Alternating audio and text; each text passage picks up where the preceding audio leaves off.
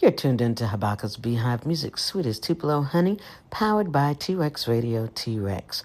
I'm Habaka KFJ. Let's step into the hive and get the buzz. Hello, everyone. Welcome to Habaka's Beehive Music, sweet as Tupelo honey, powered by T-Rex Radio T-Rex.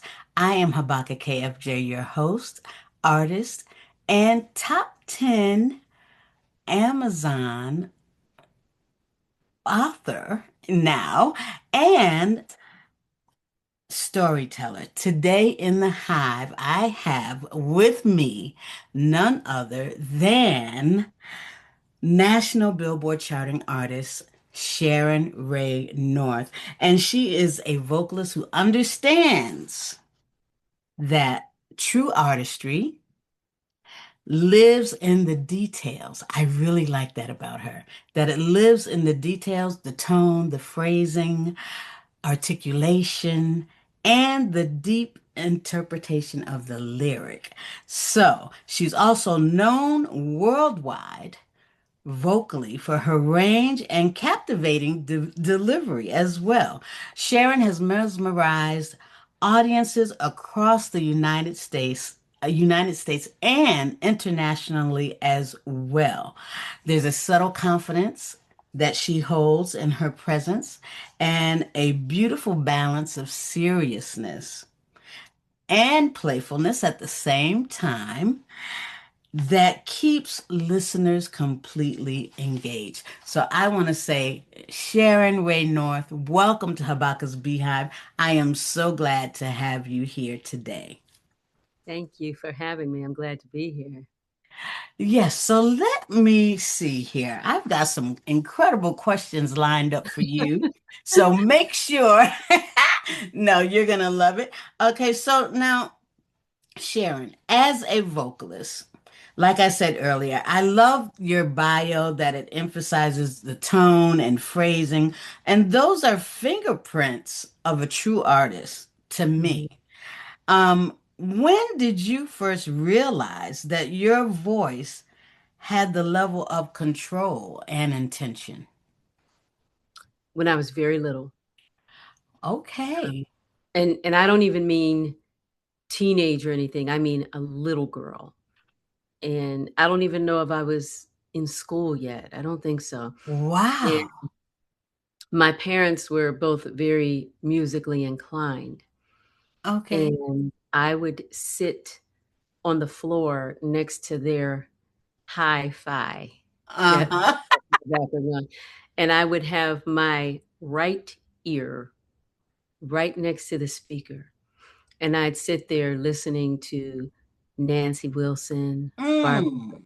and um, and I didn't realize it at the time, but I was studying those voices, and I would sing along with them and see if I could hold the notes as long as a Barbara Streisand or, and see if I could capture the nuances that Nancy Wilson would capture. And I may have been 4, 5 years old. And as I'm sitting there on this floor, I could see the audience and clapping for me. I'm on the stage and I could see that when I Wow, was you were very little. already visualizing. I was visualizing, yeah. Incredible because, and now you have brought it to fruition. And that is a great memory to have, even to, I bet you a lot of your audiences, a lot of your fans don't even know that part about you. And that's really great. So when you were just a little girl, 4 years old, sitting Mhm, there, envisioning yourself, the audience clapping for you, mhm, and now actually living it. I yeah, mean, that's an accomplishment that you made. And so now you have a new single, I which do. I absolutely love. Ladies Well, and thank gentlemen, you. I absolutely love. And this single, Drive, Mhm. What drew you to Drive by the Cars? And this is such a recognizable song as well. So, what was important for you to keep, and what did you feel needed to be reimagined? I I felt it was important to keep the integrity of the song. Sometimes people take songs and say, "Oh, I'm gonna make it mine," and you don't Mhm. even recognize the song. Exactly. I felt because this song was so iconic and it was such a huge hit for the Cars that it was essential that we keep the integrity of that song. Plus, I like that song. I like the way they did it. It just Um, gave me goosebumps when you said that. Had to I keep like the the way they integrity of did the it. song. I loved that song back when it came out in the '80s. I loved it. Yes. And I hadn't heard it for many years. And then I was driving along one day and it came on and I was like, "Oh, I wanna do it. I wanna do it." So I reached out to my producer, Big Dog, Hmm. and I sent it to him. He says, "Yeah, I remember this song." He was like, "Yeah, I think we can do this."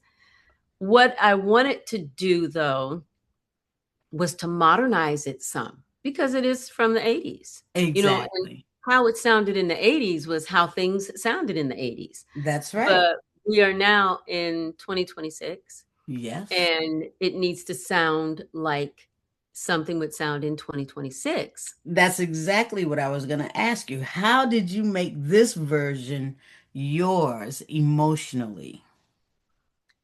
Um, I loved the song back then, but I was a lot younger Hmm. in 1984 when it came out.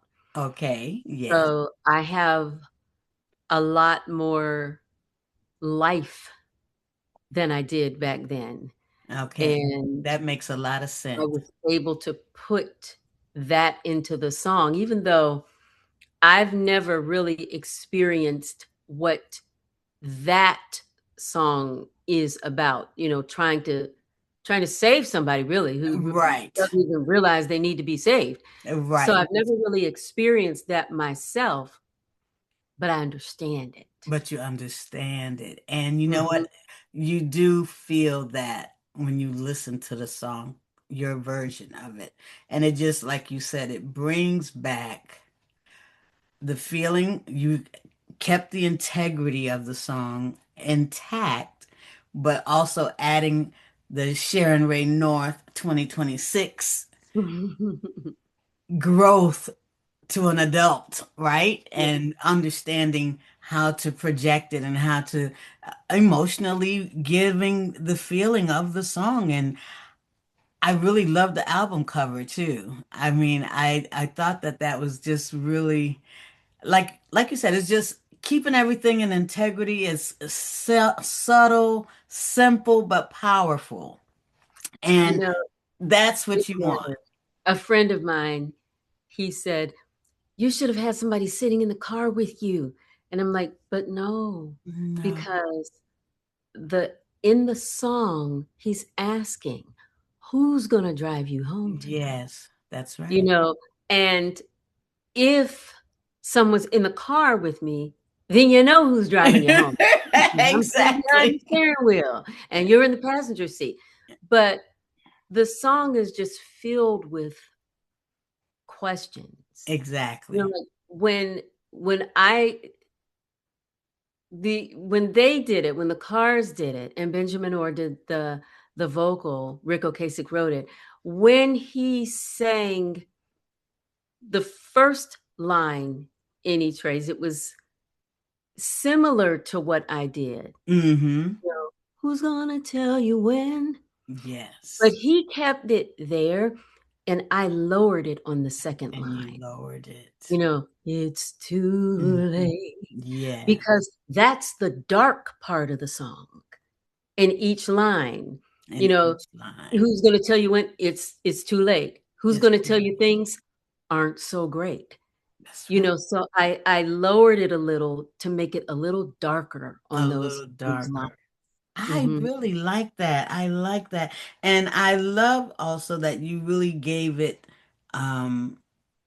you deciphered it in a manner of, like you're saying, where you lowered it, and the reason you lowered it was to give it that darkness, Mm-hmm. and instead of it being really light and Mm-hmm. airy, and it really made you think about the questions that are being asked, actually.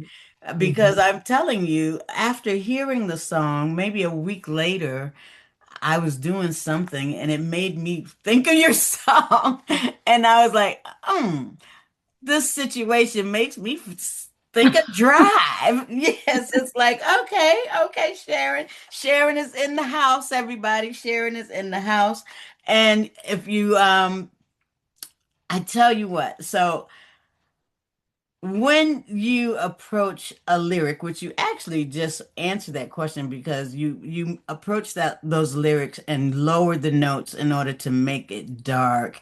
And I was going to ask that when you approach the lyric, what comes first for you, the tone or the emotion or the phrasing? Ooh. Mm.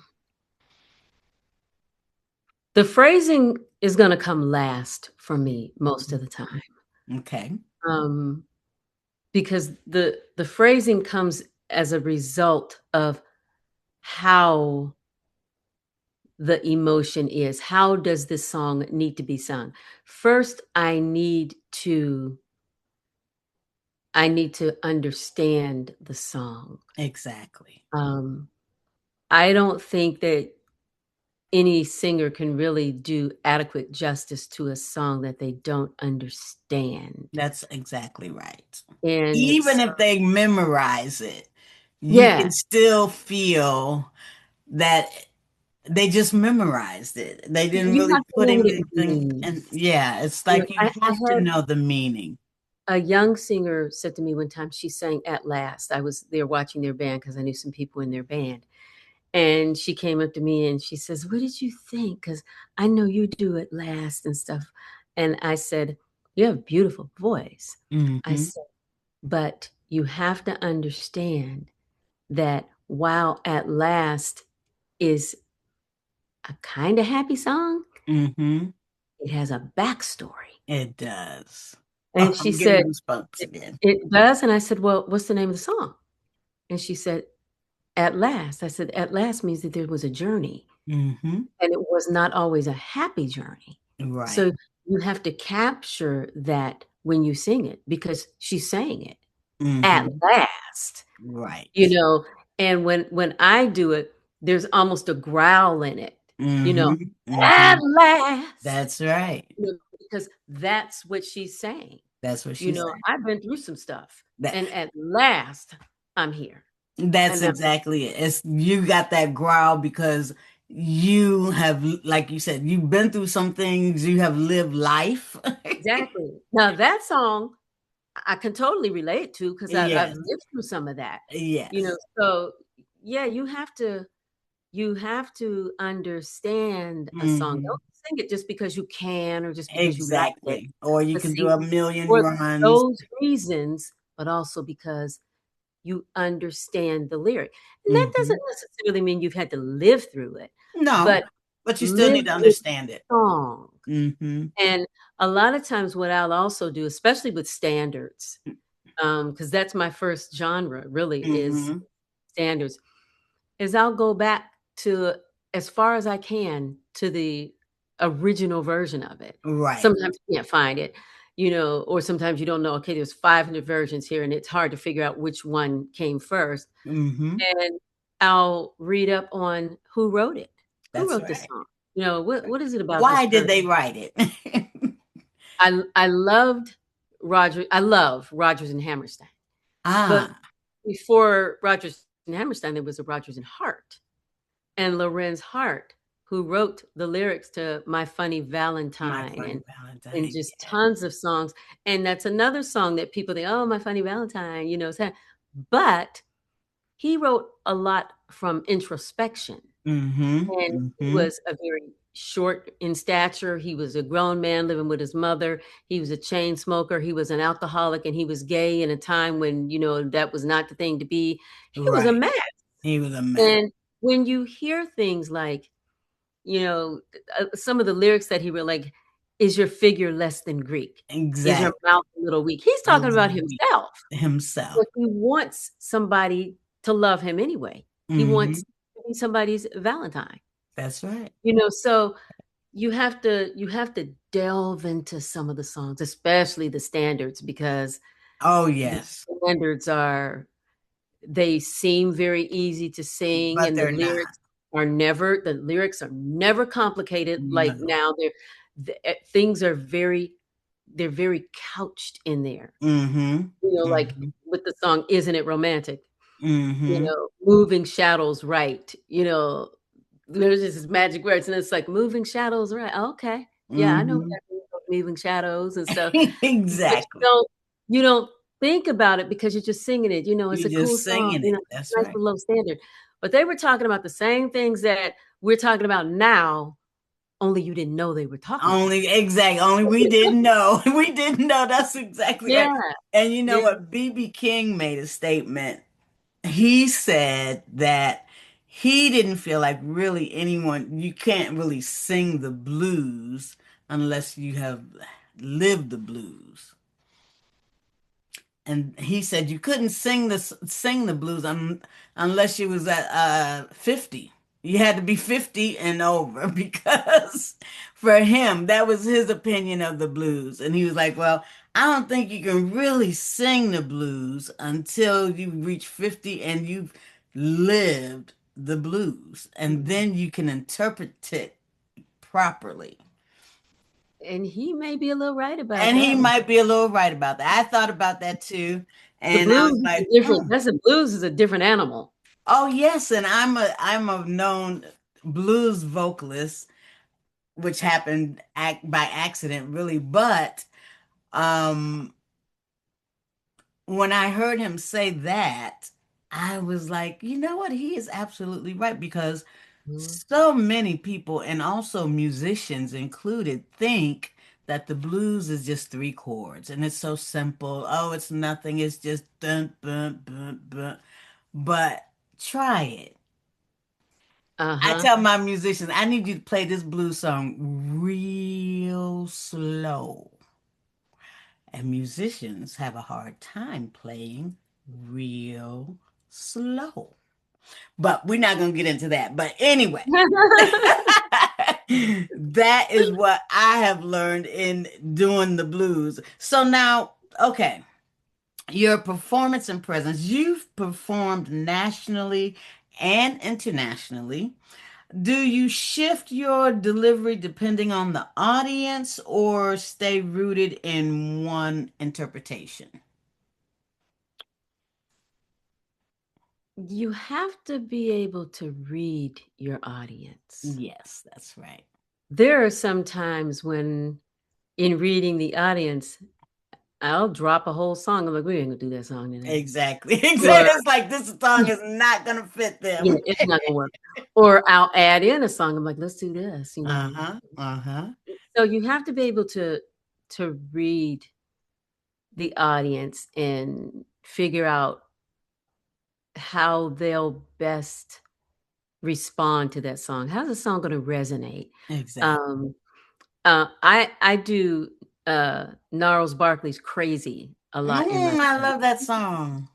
and it's a tiny bit slower Mm-hmm. because I can't sing as fast as CeeLo. I can't sing. It just Exactly. You have to slow it down a little I bit. have to slow it down a tiny bit, and, that my mother always asked me to do that song. She loves that song, so it's always Oh. in my shows, but the audience always loves it. Mm-hmm. Mm-hmm. So Mm-hmm. every audience is different, Yeah.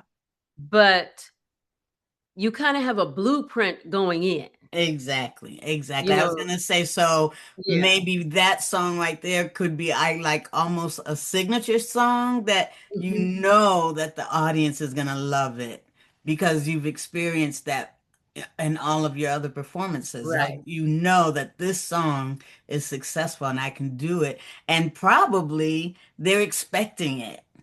They're A lot of expecting times you. They are wanting to hear yeah, that song. They are expecting you to do that song. and And I set it up. yeah. I said, "This next song is one that my mother just loves, and she always asks me to do it." And people don't expect it to be that song. They think Mm-hmm. I'm going way back to the 1950s, with a standard or something. And when we break out with that, they're like, "Oh," I'm like, "Her mother likes that song. Her mother's 88 years old." It's like, wow, okay, mom. Mhm, Mom is mhm. in the house. Right? So you your personal insight and inspiration. Now, what do you want listeners to feel when they hear your version of Drive? Ooh. I want them to feel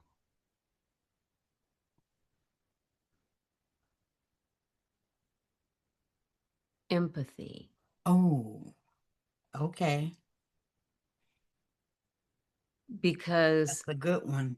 even though you may not have experienced that personally, you know somebody who has. That's exactly right. If you live long enough, you know something about everything. Mm-hmm. And I want them to say she captured the essence and the meaning of that song. Mm-hmm. Mm-hmm. And I feel some empathy because I know such and such is dealing with something like that. And, you know, yeah. I love Or that. or I'm dealing with something like that, it might Yes, be that they're dealing with it. exactly, exactly, exactly. And so, um, now where can I want you to tell everyone where they can follow you and stream Drive. Ooh, Drive is everywhere. They can Okay. follow me, my website, SharonRayNorth.com, Mm-hmm. Instagram, everything is Sharon Ray North. Instagram, Sharon Ray North, Okay. Facebook, Sharon Ray And North, Sharon and Ray, RAE. RAE. So Yes. there's 2 Facebooks, my personal, which is just Sharon Ray North, and then Sharon Ray North Sings. Okay. YouTube, Sharon Ray North. You know? Okay. I know it's just because I wouldn't remember anything else. I remember my name, but I wouldn't remember anything else. So I want everyone to go and listen to Drive and make a comment and share it with your Mm, friends. Share it with your friends and make a comment about how much you love it, almost like a review, mm. and share it with your friends. And so now, what's next for Sharon Ray North? Wow.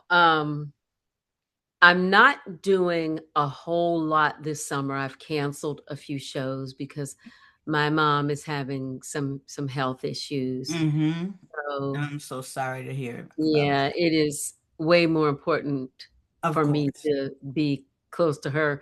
I just ran up here and put on my makeup after I finished cooking dinner for my mother and stuff, so And you look fabulous, Sharon. well, thank you. So do you. But Thank my you. mom lives with me, she's Yes. lived with me for 23 years since Oh. was she retired and left Youngstown, Ohio, and moved with me. At the time, I was living right outside of Atlanta, and now we live Mm-hmm. in Northern Virginia for another week, and then we're moving back to Richmond, Virginia. Oh, okay. I like Richmond. I like Richmond. Yeah, That's because gonna be my nice. sister is in Newport News. My niece and nephew are in Richmond, and and I have a Okay. lot of friends there because we lived there for like 12 years, and so I'm like, I need to get back, you know, Exactly. where Closer, we're closer. closer to Yes, people that we yes. know and stuff. So, And it gives you that and extra support, and that because I boost. need it. Yeah. Woo! And I understand, I being an only child, I went through that, with my parents at certain different times and taking care of them and um walking away from the music industry. But like you said, I mean, of course, I wouldn't have had it any other way, Mhm, but mhm. because the music industry is going to be there, it'll be there. It'll be there. Your music is out there, it's there, and you still put out a new single. Okay. So congratulations to you. Thank And the you. single is fabulous. So now I just want to say that in my closing, I want all of my honeybees to remember that it's not just about singing the note. It's Mm-mm. about telling the truth inside the note. And, that's what Sharon Ray North is all about. She's about the fullness of the music, the integrity of the music, how she's putting it out there and delivering it to you so that you can understand and feel what she's feeling.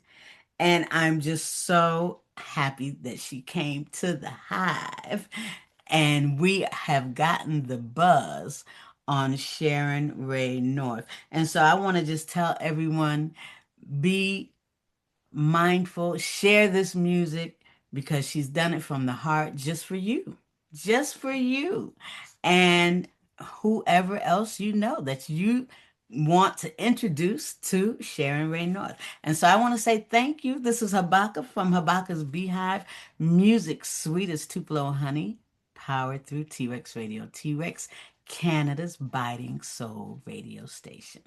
In the meantime, stay real sweet, soulful, and let's keep the hive alive. Thank you, Sharon. Thank you. Bye.